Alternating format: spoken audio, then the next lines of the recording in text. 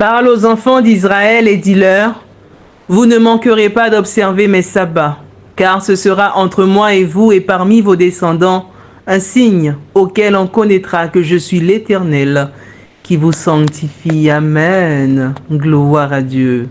Nous trouvons ces paroles dans le livre d'Exode, au chapitre 31, le verset 13.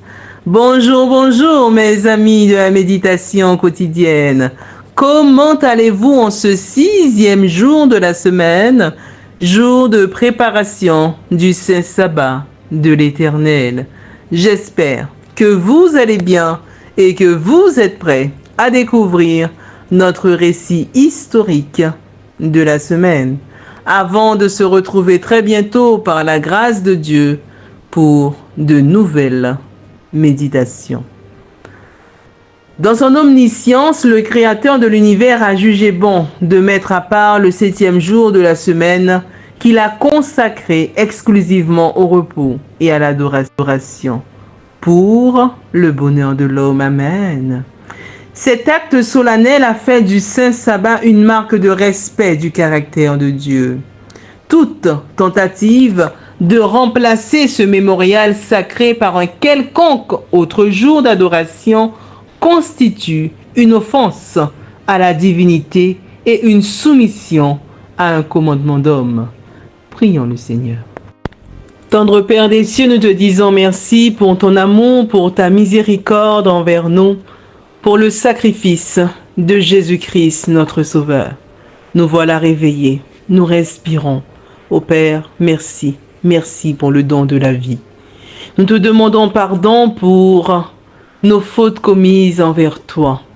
Ô Père, puisses-tu nous laver dans le sang de l'agneau et nous aider chaque jour à refléter le caractère de Jésus-Christ.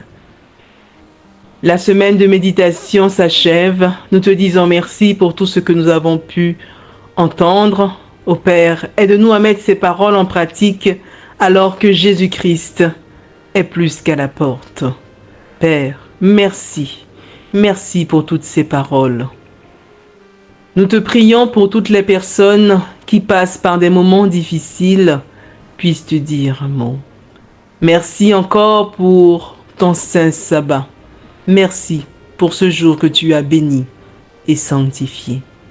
Ô Père, je ne t'ai pas prié parce que je suis bonne et digne à tes yeux, mais je t'ai prié dans le précieux nom de Jésus-Christ, ton Fils, qui vit et qui demeure au siècle des siècles. Amen. Mes amis, comme d'habitude, nous allons faire un récapitulatif des méditations qui ont été lues cette semaine. Malheureusement, dimanche, nous n'avons pas eu de méditation. Mercredi, notre histoire biblique de la semaine avait pour titre Ésaü.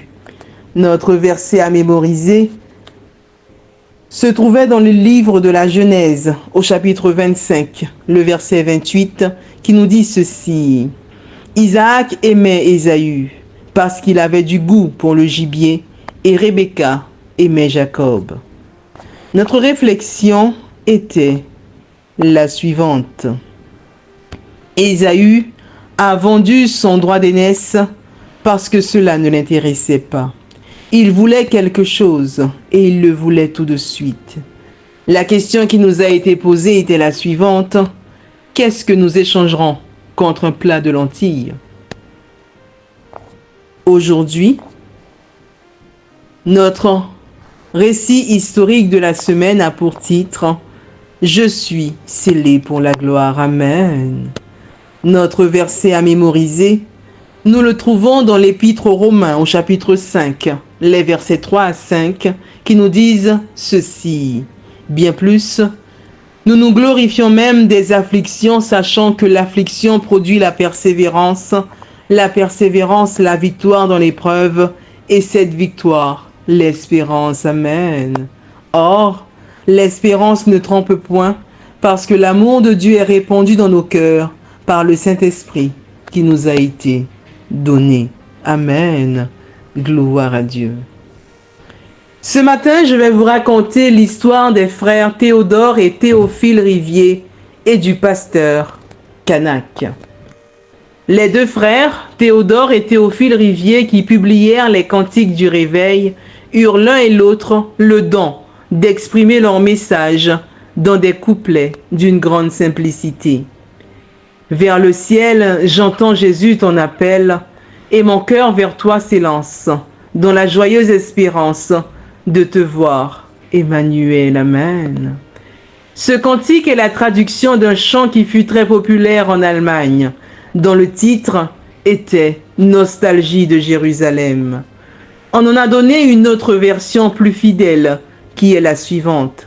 Laissez-moi, laissez-moi, que j'aille à mon divin roi. Vois, Seigneur, ma soif ardente. Viens répondre à mon attente. Viens, Jésus, me prendre à toi. L'original de ce chant a été composé par le pasteur Gustav Kanak, né en 1806. Il meurt en 1878. Ce pasteur exerçait à l'église de Bethléem à Berlin, en Allemagne. Prédicateur de réveil et poète, dont l'influence s'étendit bien au-delà des limites de sa paroisse. Son éloquence n'avait cependant rien d'étudié. Il ne brillait ni par la nouveauté, ni par la profondeur de ses idées, mais les cœurs étaient touchés. Amen. Il avait le don d'émouvoir l'assemblée. C'était sa particularité. On raconte qu'un paysan avait invité le maire de son village à assister à la prédication du pasteur Kanak.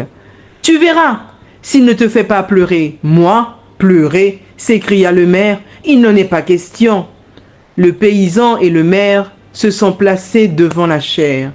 Un prédicateur parle avec beaucoup d'onction, puis s'assied. « Je ne pleure pas, » fit le maire à voix basse. « Attends seulement. » On chante. Un autre orateur se lève et s'adresse à l'auditoire avec une chaleur communicative. « Je ne pleure pas, » murmure le maire. « Attends encore. » Enfin, c'est le tour du pasteur Kanak. Sa parole est claire et pénétrante. Le maire s'agite et se trouble. Des larmes coulent le long de ses joues. « Tu pleures ?» dit alors le paysan qui pleurait lui-même. « Tais-toi, qui peut entendre cet homme sans être ému ?» Les cantiques du pasteur Kanak s'entendaient partout. Il les composait pendant ses cours missionnaires. Il arrivait souvent à ses auditeurs de les chanter dans les rues, le soir, au sortir des réunions. Le père de Théophile et Théodore Rivier, qui fut préfet de Lausanne en Suisse, avait soutenu les droits de la liberté religieuse au moment où elles étaient farouchement combattues. Pendant des années, son salon accueillit une société d'élite chez qui la préoccupation religieuse primait tout et qui avait rompu avec le théâtre, la danse et les mondanités, considérées comme frivoles et contraires à la piété. On reçut au foyer des Riviers des chrétiens tels que Malan, Bost, Vuillemin, Elisabeth Frey, l'évêque Gobat et même une fois la reine de Madagascar. On peut s'imaginer quelle atmosphère entourait les fils de cette maison et quelle fut la préparation à leur vocation. Théodore Rivier se dépensa dans les Hautes-Alpes, dans la Gironde, à Menton, puis dès 1861 dans plusieurs églises vaudoises. Théophile Rivier fut aussi pasteur en France avant de l'être à Morges et dans le Vully en Suisse. On a dit des frères Rivier que pour la fidélité à leurs convictions et pour leur dévouement à la cause de l'Évangile, ils étaient de l'or en barre. Théophile Rivier est né en 1832 et meurt en 1887. Il a imité de l'anglais « Viens à Jésus, il t'appelle » et ce cantique bien connu « Je suis scellé pour la gloire » que nous retrouvons au numéro 96 du recueil Hymnes et louanges. Mes amis, je vous invite à écouter quelques notes de ce beau cantique. Jésus, mon ami suprême, sur moi veille, il l'a promis.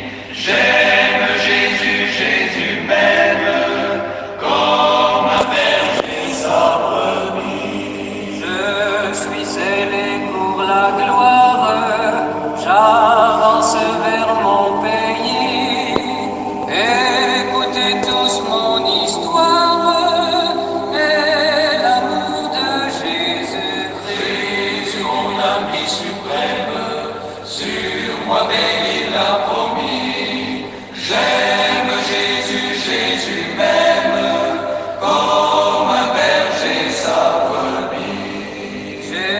Oui, mes amis, je suis scellé pour la gloire a été écrit par Théophile Rivier. Quel beau chant, mes amis, quel beau chant. Notre récit historique de ce matin avait pour titre « Je suis scellé pour la gloire, Amen ».